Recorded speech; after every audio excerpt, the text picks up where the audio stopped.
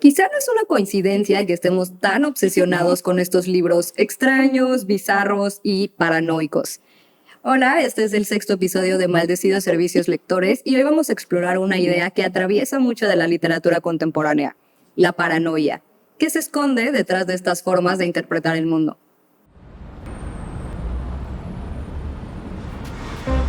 De la llegada de la escritura, Hélène Cixous escribió: Tengo dos hambres, una buena y una mala, o la misma sufrida de modo diferente. Tener hambre de libros era mi alegría y mi tormento. Los vicios son difíciles de erradicar para quienes buscan el camino de la virtud. Este podcast es para ser vicio, Para los maldecidos, para maldecir lectores. para ser vicios lectores. Hoy vamos a hablar de mis teorías conspirativas, pero no las mías. Vamos a hablar de este libro maravilloso editado por Gris Tormenta. Yo creo que es de los libros que más me han gustado. Yo lo acabé en diciembre del año pasado. Wow. Y fue increíble. Es un libro que parte de la idea de las teorías conspirativas de Édouard Lavey. ¿Lo pronunció bien? Édouard. Vamos a decir Eduardo Lavey. Y que termina convirtiéndose en algo mucho más grande. Es un mapa de obsesiones, ¿no? De manías, de rarezas. De teorías. De teorías, sí, claro. Pero además, o sea, me gustaría arrancar por el excelente trabajo de curaduría que hay en este libro de ensayos. ¿Son todos ensayos? Sí, bueno, no. Ok, vamos. Parte de las escrituras de la paranoia.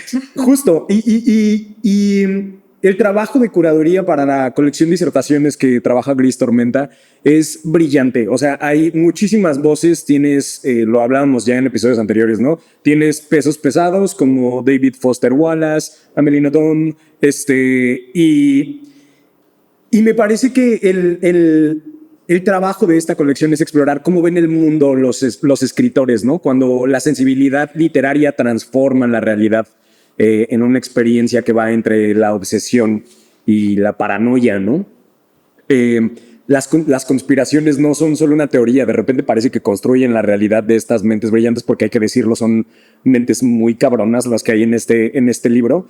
Y o sea, de entrada con Édouard Lavey, quiero leer un pedacito. Para que vean cómo se siente leer este libro. Sí, me estoy asfixiando. Estoy escribiendo este libro con la cabeza metida en una bolsa como si me quedaran 10 segundos de oxígeno. No sé si es la literatura, ensayo, poesía. No importa cuando a uno le queden 10 segundos de oxígeno. Ya no piensa en categorías, directamente grita, puede arrancarse las uñas. El único vital es conseguir algo de aire unos centímetros más arriba. ¿Le faltan comas? Así es. Es parte de... Le faltan comas. O sea, que yo me acuerdo cuando estaba leyendo el inicio de este libro, porque este ensayo abre el libro. Terminando de leer el libro, yo decía, ¿qué pedo, güey? ¿Qué estoy leyendo? Los jabalíes ya no crecen a su tamaño normal porque nos hemos acabado su medio ambiente. Y es eso, ¿no? O sea, este libro es este collage de ideas que rozan las obsesiones y las locuras de cada uno de estos autores, ¿no? Es magnífico porque aunque el texto de Lavey se llama Ecología y sí habla un poco, ¿no? O sea, es esta teoría y la conspiración y la realidad del mundo desde la parte ecológica. También hay otra cosa detrás, ¿no? O sea, yo recuerdo que terminé de leer y dije, wow, esto es magnífico, es brillante, pero también como que quería ir con el autor y decirle, ¿estás bien? ¿Y está bien? No. Sí, ¿por qué no está bien, Diana? Por favor, cuéntanos. Bueno, o sea, creo que Lavey es uno de estos autores, ¿no? Como quizá lo podríamos meter en estos enfants terribles, ¿no? Me encanta. En cuestión de que también hizo una escritura como sumamente que ponía ahí una diferencia, ¿no? Que había algo diferente, pero también sumamente extraño, sumamente perturbador. O sea, no estaba seguro si el escritor se la estaba pasando bien haciendo ese trabajo, pero al mismo tiempo era tan necesario leerlo. Y pues sí, o sea, por ahí también hemos hablado del libro de autorretratos de Lavey que tenemos en nuestras lecturas pendientes. Pero pues sí, fuera de ahí tuvo un final un tanto trágico el escritor, pero me parece increíble que si bien no hay como esta trayectoria tan extensa de muchos años, que libros como este estén recuperando estos textos que a lo mejor de lo contrario pues no llegarían a nosotros, porque también es una traducción del francés. Claro, textos con muchísima potencia, ¿no? O sea, al final me parece que es como, ay, no sé, a lo mejor voy a hablar desde lo que yo soy o fui o seré, no sé, pero es como cuando te tomas un caballito para arrancar la peda del fin de semana, ¿no? O sea, que es de verdad un ensayo muy potente y muy caótico, pero no porque el ensayo sea un caos, sino porque este sentimiento de caos es totalmente compartido, contaminado al lector, ¿no? Es increíble, la verdad es que pero bueno, eso es para arrancar el libro así, nomás empezando. Es un libro de cerca de 350 páginas, ¿no? Ve que no, se van rapidito. Pero también creo que es el mejor texto, ¿no? Para arrancar el libro, porque un poco como que te da la idea de qué es lo que vas a leer después. Claro. O sea, y en esta cuestión de la forma de la escritura. O sea, a mí me encanta que de repente en esta paranoia hay un exceso de información, hay un exceso de datos, hay un exceso de sentido, pero también hay como una mezcla de muchos registros, ¿no? O sea, de repente no sabes, y el mismo Neve lo dice, ¿no? Si esto es un ensayo, si hay ficción, si te estoy dando un testimonio, si solo me estoy quejando, o es un grito de ayuda, ¿no? Entonces creo que esa parte me parece muy importante para indagar, ¿no? En la parte de las teorías conspirativas, pero desde la forma de la escritura. Si hay algo como en esta lógica narrativa derivado de una paranoia que realmente sí está presente en nuestra realidad. Que hay muchas cosas que de repente dices como estoy viviendo en una simulación o de que realmente esto es el mundo. Inserte el meme, ¿no? Del chico con las teorías conspirativas. Sí, es esta situación en la que los textos que están dentro de este libro exploran también otras cosas, como por ejemplo el texto de Amélie Nothomb, ¿no? Esta mujer que va y pide un trabajo en una oficina horrible en Japón, y uno siempre tiene en la cabeza los trabajos de oficina son horribles, pero supongo que en Japón serían todavía más horribles. Y en el momento, ¿no? En el año en el que también lo escribió. ¿En qué año lo escribió? La verdad no estoy segura, pero quizá a principios de los 2000. Okay. Poco antes. Es que para mí eso fue ayer. Pero nada, ¿no? O sea, ¿cómo este personaje entra en este ciclo de cultura laboral tan horrible, yo creo que decir tóxico es quedarse muy, muy abajo, ¿no? Y tiene esta especie de quiebre psicótico, ¿no? Y empieza a hacer una serie de números explota dentro del trabajo. De espectáculo. Exacto. Y ella ya como con esta desesperanza de me vale madre el trabajo, ya que pase lo que tenga que pasar. Y ¿se vale el spoiler? No si quiere. Sí, lo que pasa al final del texto es que en realidad a sus jefes, ella está en una catarsis porque odia a sus jefes y odia el trabajo y no quiere hacer absolutamente nada más ahí, y ella esperaría que después de este ataque psicótico que tiene dentro de su oficina, pues la corran o algo por el estilo. Y la vuelta que le da Amélie Nothomb en el sentido de decir, pues a los jefes en realidad les vale madre, güey. Y al contrario, viene otra vez este discurso repetitivo de hiperproductividad, ¿no? Tan vigente en estos tiempos. Exacto. Güey. Justo creo que hay una frase, por ahí la tenemos, que define un poco también este tono del libro. Dice, aunque no lo parezca, es frase del texto de Nothomb, aunque no lo parezca, existe una lógica en todo este asunto. Los sistemas más autoritarios suscitan en las naciones en las que se aplican los casos más sorprendentes de desviaciones y por eso mismo una relativa tolerancia respecto a las excentricidades humanas más apabullantes. Wow. Qué triste, qué grave, pero también parece que tiene sentido, lo cual es aún más extraño. Ay, no. Pero me encanta que, o sea, en este tono, ¿no? Que también define como mucho otros de los textos que encontramos. También hay por ahí como otras cosas más apegadas a la teoría de estar en un estado en el que no estamos como muy seguros de qué es lo que está pasando. Y, por ejemplo, pienso en este texto del Mediador de Fuego, de Pío Ramón Ribeiro, que nos la pasamos muy bien leyéndolo. Para lo que voy es que justo, ¿no? El autor pues viene de lidiar con esta adicción al tabaco y ya ha pasado por cirugías, ya ha pasado por tratamientos y nada más no puede dejarlo. Entonces empieza a hacer esta teoría conspirativa de por qué tiene sentido que él sea adicto, ¿no? Y que hay como una conexión entre que es nuestra única forma de estar con todos los elementos, porque tenemos el agua, ¿no? Pero ¿cómo estamos en contacto con el fuego? Bueno, ahí se las dejo. Pero me parece increíble, ¿no? O sea, que tengamos como esta variedad de textos como para abordar esta forma de la paranoia, de la conspiración, pero también creo que hay una situación mucho más ligada a una realidad, ¿no? Regresando al texto de Notom, en cuestión de que son tiempos extraños Claro. del mundo. Son tiempos extraños y aquí pienso muchísimo en las ideas de Mark Fisher. No sé si por ahí tienes alguna idea de lo raro y lo espeluznante. No, cuéntame. Sí, a mí me encanta Fisher, creo que era uno de los críticos que ya tenía como hay muchas ideas que justo no han de que más que regresado como a este plano en el que cada vez se vuelven más realidad. Pero Fisher habla de lo raro y lo espeluznante, que también es el nombre del libro, del ensayo. Lo pueden conseguir, está editado por Caja Negra, me parece. Ok. Y Fisher propone como estas categorías en las que lo raro y lo espeluznante no están necesariamente ligados al miedo, sino que a una sensación como de extraño, de el mundo es extraño, las cosas son extrañas. Hay una incomodidad, ¿no? Cuando lo raro aparece es porque sentimos que eso no debería de estar ahí. Y cuando lo espeluznante aparece es porque sentimos que algo debería de estar y no está. Claro. O debería de estar, pero en otro lado, ¿no? Y pienso aquí muchísimo en el texto de Ricardo Piglia, de Ves en el hielo.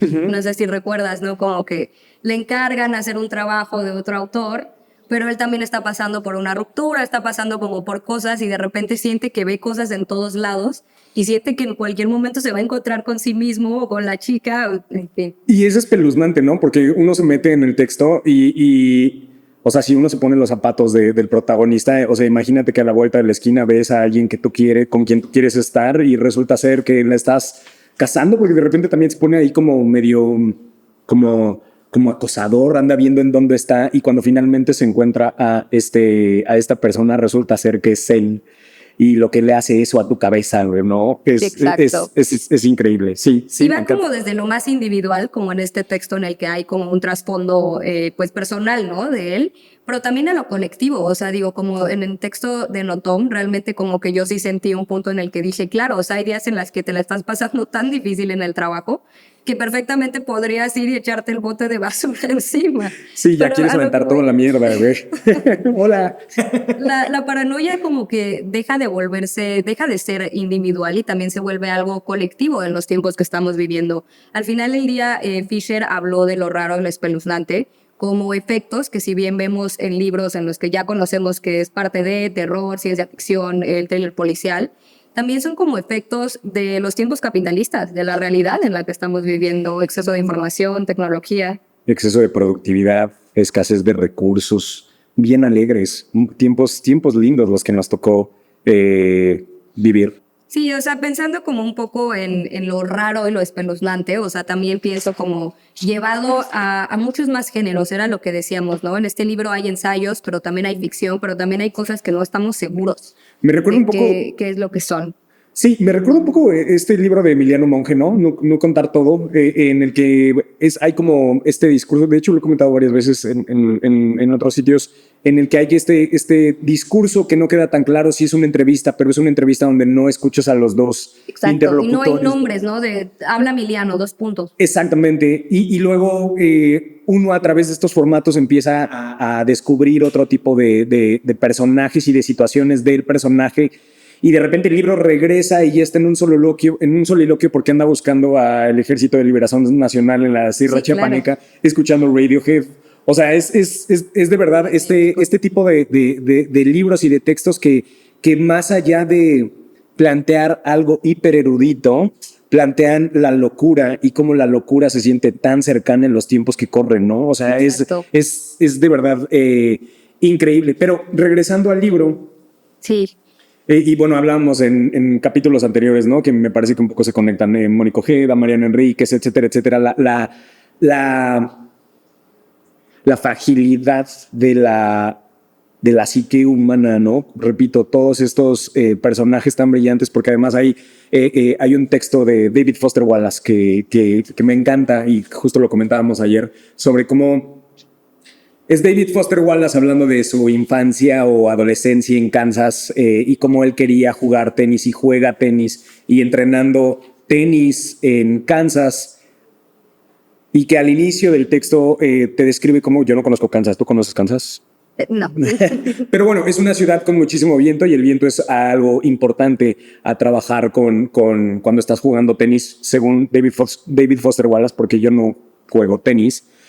Pero ¿cómo empieza él a adaptarse a jugar con estas condiciones y luego lo compara con estas, cuando compite con otras personas que son de clase alta o parecen ser de clase alta? Y a mí me hace mucho sentido eso porque hace muchos años yo jugaba básquetbol y David Foster Wallace habla en el texto de cómo al ser un tipo tan grande y tan corpulento tenía ciertas desventajas para jugar tenis, y en mi caso era al revés, yo era muy bajito para jugar básquetbol, entonces de repente ya llegabas con la gente de Chihuahua y pues te tocaba solo tirar de tres, pero esta paranoia, esta necesidad de resolverlo todo en la cabeza y disertar sobre la situación que corre en un partido de tenis o en un partido de básquetbol, o cuando estás hasta la madre de tu trabajo, o cuando simplemente te empiezas a preguntar por qué el mundo funciona como funciona. Claro. Y es, no sé, de repente uno tiene que ser como jinete del caos, ¿no? Aunque hay veces que no dicen ya bájenme, por favor. Me encanta. Justo aquí algo que tienen que saber es que mis teorías conspirativas, el libro está dividido como en 3 ejes. Claro. Las teorías, las manías e idiosincrasias. Ajá. Que creo que un poco al final dialogan todas con cada una. O sea, en la parte de Foster Wallace pienso mucho en el que está atravesando por un momento también extraño, que es la adolescencia. Ya hemos hablado de ahí como de la adolescencia como un lugar. Estas teorías, manías, también están atravesadas como por el contexto personal de lo que están pasando, ¿no? Y creo que en Foster Wallace al final del día es eso. También estoy como atravesando esta etapa en mi vida, que es la adolescencia, en la que por más que intento poner orden, no lo logro. Y Claro. empiezo a hacer todas estas teorías extrañas del viento y de por qué soy bueno jugando y por qué de repente ya no. Que también hay una paranoia nuevamente ahí. Es como, ¿qué es esto que está afectando mi vida? Y de repente todos son sospechosos, es el sistema, es el capitalismo, soy yo, ¿quién es la verdadera víctima? ¿No? Esto me hace pensar también un poco como en la paranoia, en la escritura llevada como a este estilo en el que no solo es hablar de lo evidente, sino también es hablar del cuerpo, de la identidad y de cómo todo eso pues también ve afectado por esta realidad rara y espeluznante que es de la que habla Fisher. Por ahí también tenemos a Ricardo Piglia, ¿no? Otra vez, como un escritor empedernidamente paranoico, que también me encanta que en el texto, esta frase de seguro te encantó, en la que dice algo así como, escritor fracasado es un pleonasmo. Yo diría que además Piglia también era un escritor sumamente paranoico y eso era delicioso, ¿sabes? O Y con sea, un humor muy fino, güey. claro, y sumamente erudito, increíble, un académico espectacular. Pero a lo que voy es que quería contarte de que Piglia también hizo como esta teoría, ¿no? De la ficción paranoica, que es algo como que con lo que a lo mejor nos podemos acercar un poco a este libro. Y él hizo esta teoría como más a raíz del thriller policíaco, que pues ya es un género que se caracteriza porque hay una paranoia y tensión. Pero a lo que él lo lleva es a que de repente se volvió distinto como la manera en la que nosotros entendemos y sentimos tensión por la realidad política actual. O sea, la policía, las formas en las que se castigan ciertas cosas y ciertas cosas no. Espacios, incluso diría yo ahora, como el internet, en los que de repente hay cosas permitidas, pero de repente no. Y creo que la ficción paranoica también es como este otro punto en el que de repente, en el caso de un libro como este, deja de ser específico de un género como el policíaco y se convierte como en algo característico de las escrituras contemporáneas. Wow, qué maravilla. Pienso, por ejemplo, en el texto de Gerardo Arana, que no sé si recuerdas un poco, es como que este chico que tiene esta novela, que está escribiendo una novela ficticia, Metzeta o algo por el estilo, pero hay un claro, cruce sí, de género. Es que de repente parece que estás leyendo como una especie de anime, ¿no? Como una especie Exacto. de eventos que no tienen ningún tipo de sentido y el personaje se ve como consumido por su entorno, ¿no? El personaje de la misma novela que él está escribiendo se empieza a prender el fuego y si no mal recuerdo tiene ahí unas partes un poco eróticas, ¿no? Sí, o sea, justo me encanta que al final este libro como, bueno, es esa parte del texto, no sabes qué es, o sea, es ficción, no es ficción. Claro. Hay alguien que quiere escribir un libro, pero al mismo tiempo están pasando todas estas cosas de escenario, de ciencia ficción, y en esta mezcla de géneros también hay mucho paranoia, ¿no? Como que hay un exceso de que de repente todo es un sueño, de repente no. Y me encanta como que especular, creo que es otra palabra que también define las formas, ¿no? De la escritura paranoica. Hay otro libro de Gris Tormenta, de hecho, de las disertaciones, que se llama En una orilla brumosa, que ese es un término clave. También súper recomendado. Pero sí, creo que al final del día, en varios de los textos lo que vemos es que esta paranoia literaria se conecta con el conocimiento y con la cultura actual. Sí. Ya hacia el final del libro, decías que estaba dividido en varias secciones. Hay una parte increíble que se llama Idiosincrasias, y ahí me parece que lo lleva a un lado mucho más humano. El texto es de Rachel Cusk, Otros objetos como ella, y es una historia increíble que de hecho la traduce Jacobo Zanella, que es el editor de Gris Tormenta.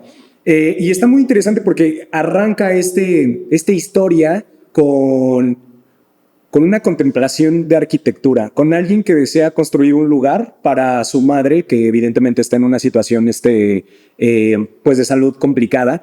Y de repente el texto es más como una contemplación de la arquitectura, de lo que puede hacer, de lo que ya hay y de lo que le gustaría que fuera para su madre. Pero hay un giro, porque de estar contemplando estéticamente la arquitectura y la posibilidad de una arquitectura, de repente empieza a virar hacia algo que es muy común, que tiene que ver con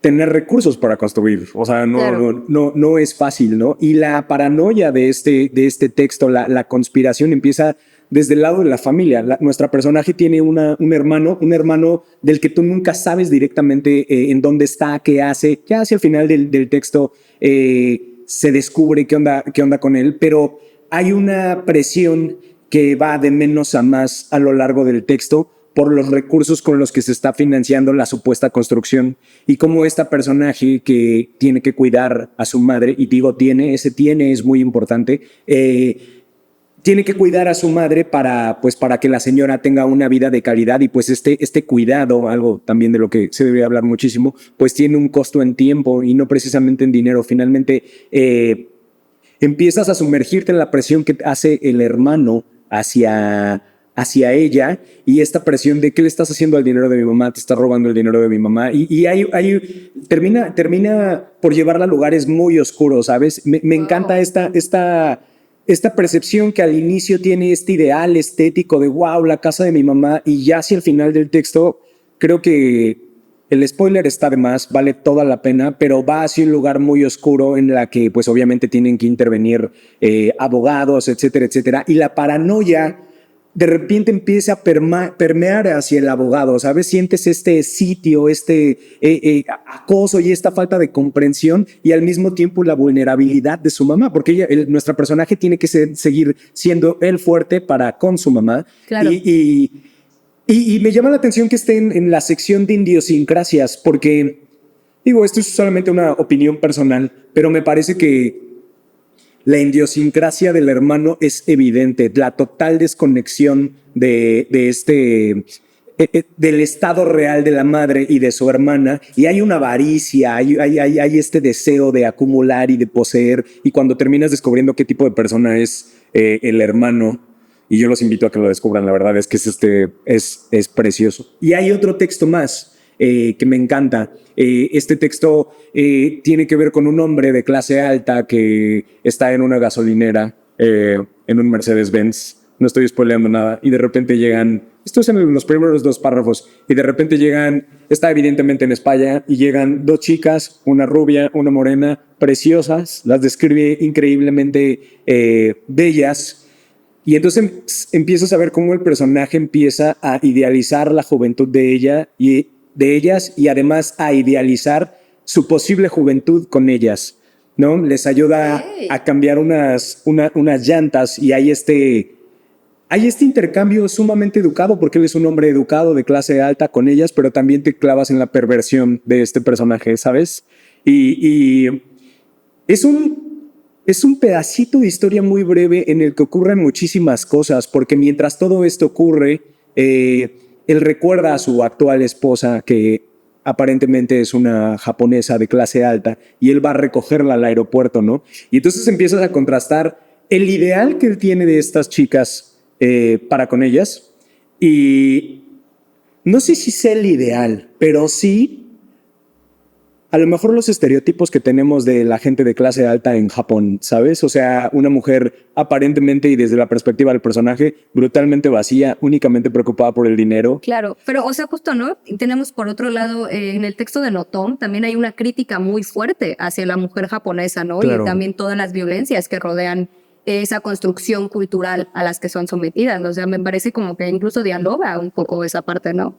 Insisto, o sea, me parece que el trabajo de curaduría de este libro es fino, es precioso, yo no lo podía soltar. Puede que parezca un libro muy imponente, sobre todo porque tiene un formato grandecito, o sea, no es un libro pequeño, no son poquitas páginas, pero la verdad es que si ustedes como nosotros gozan de las lecturas que inyectan desesperanza a la vida, les va a encantar. Sí, también hablamos un poquito, ¿no? O sea, de esta parte teórica, crítica, cultural, que también nos permite como acercarnos a estos textos, no solo desde la parte cómica derivada de conspirar y la simulación, sino desde una parte en la que sí hay como muchas cosas afuera, digo, lo dijiste muy bien en uno de estos textos, están pasando tantas cosas al mismo tiempo. Claro. En el mundo, en las noticias, en la pantalla de nuestros celulares, que realmente puede ser un efecto de que estemos escribiendo así, de que todo el tiempo veamos conspiraciones donde quizá no las hay, o sí. Hablamos un poquito de lo raro y lo espeluznante de Mark Fisher y también de la ficción paranoica de Ricardo Piglia como puntos críticos para acercarse como aquí al libro, pero en general creo que es una lectura que se disfruta muchísimo. Los textos hablan de cosas personales, pero también de casas, de país, de cuerpo, de la identidad y de los territorios que, si bien pueden ser diferentes para cada uno, todos están pasando por un lugar un poco inestable, extraño. A mí me gustaría, antes de cerrar, hacerte un par de preguntas. ¿Tú qué tipo de lector crees que busca este libro, que se encuentra con este libro? ¿A un lector obsesivo, a un lector paranoico? ¿Tú qué opinas? Uy, creo que el libro es para todos. Cada quien encontrará las maneras de conspirar para que ese libro lo encuentre. Pero sobre todo creo que hay varias capas, ¿no? O sea, una en la que te puedes reír de muchas de estas teorías de los escritores, de las manías, de las obsesiones, pero también otra en la que de repente te pones a voltear a ver a tus cosas y dices, claro, yo también tengo una obsesión con esto, con ver videos de gatitos en Instagram, no lo sé. y esto me lleva a otra pregunta. ¿Crees que este libro plantea la paranoia como algo enfermo o más bien como un grado de lucidez? Porque te voy a decir una cosa, en el texto de este señor adinerado con las chicas, hay una liberación de parte de este personaje, ¿sabes? O sea, hay a diferencia del texto de Louvet, que es este caos y este ritmo y esta violencia en el texto, hay una forma en la que él ve de manera lúcida y casi pacificadora para él esto de conspirar sobre qué quiere su esposa y qué podría él tener con otro, ¿no? Creo que me contesté solo, pero... No, yo creo que es una pregunta delicada, pero también increíble, ¿no? En este sentido, en el que desde luego no es como un punto en el que nos estemos burlando de estas teorías No, o claro, que las encontremos como algo sin sentido. O al contrario, ¿no? O sea, creo que la paranoia aquí, ¿no? La manía se vuelve algo necesario en este mundo extraño para quizá ver un lado más crítico de nosotros mismos, claro, ¿no? O sea, para realmente interpretar la realidad que de repente carece de este sentido con el que la interpretábamos antes. Y pues justo, o sea, siempre, como varios de los libros de los que hemos hablado acá, creo que es un libro que nos permite mucho como indagar en nosotros, descubrir y hacernos preguntas más que un espacio para buscar respuestas. Nos permite preguntas más que un espacio para buscar respuestas. Qué increíble. Así deberíamos leer, más allá de la santurronería intelectual. ¿No? ¿Qué te parece?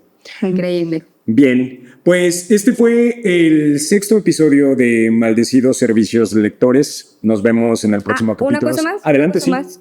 ¿Dónde podemos conseguir este libro? Ah, claro. Este libro lo pueden encontrar únicamente y exclusivamente en ningún otro lugar que no sea Maldecidos Servicios Lectores, en MIT, Querétaro. Y una colección bastante bien curada por Diana Arismendis y los Maldecidos Servicios Lectores los pueden encontrar por acá. Genial. Muchas gracias. Nos vemos en el próximo capítulo. Chao.